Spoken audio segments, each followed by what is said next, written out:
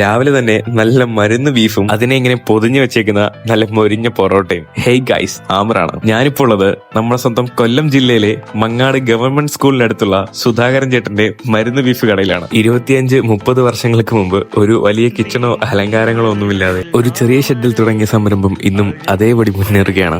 ആർഭാടമില്ല, പത്രാസുമില്ല, വൈറലാക്കാൻ ശ്രമിക്കുന്ന യാതൊന്നുമില്ല.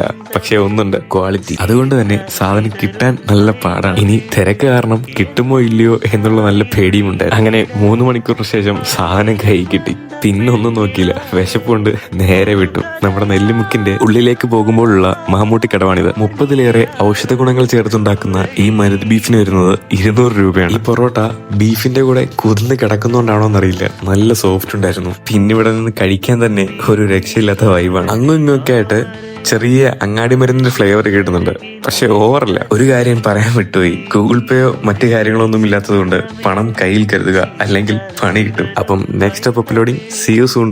Aamir signing of.